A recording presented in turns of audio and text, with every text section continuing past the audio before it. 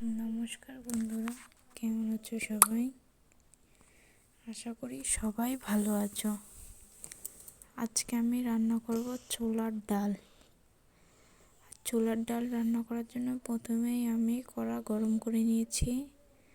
তারপর কিছুটা পরিমাণ সর্ষের তেল দিয়ে নিয়েছি। এখানে গোটা জিরে, একটা তেজপাতা, দুটো শুকনো লঙ্কা আর গোটা গরম মশলা ফোড়নে দিয়ে দিলাম। তারপর আমি এখানে দিয়ে দিলাম আদা কুচিটা কিছুক্ষণ নেড়ে চেড়ে এর ভিতরে দিয়ে দেবো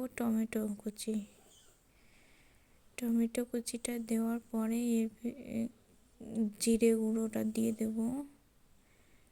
জিরে গুঁড়োটা দেওয়া হলে এগুলো দিয়ে মশলাটা কিছুক্ষণ কষাবো। তারপরে চারটে কাঁচা লঙ্কা দেওয়া হয়ে গেলে মশলাটাকে সুন্দরভাবে আমি কষানো হয়ে গেলেই এর ভিতরে ডালটা দিয়ে দেবো। আর এদিকে দেখো, আমি আগে থেকে কুকারে ডালটাকে ছিটিয়ে দিয়ে নিয়েছিলাম। এবার ডালের ভিতর পরিমাণ মতো লবণ, হলুদ দিয়ে নেব। তারপর আমি ডালটাকে মশলাটার ভিতর দিয়ে দেবো। দেওয়া হয়ে গেলে সুন্দর করে নেড়ে চেড়ে ডালে যখন জাল উঠবে, তারপর 5 মিনিট পরেই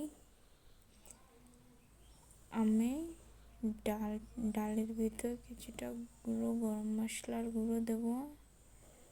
তারপরে ডালটাকে নামিয়ে নেব।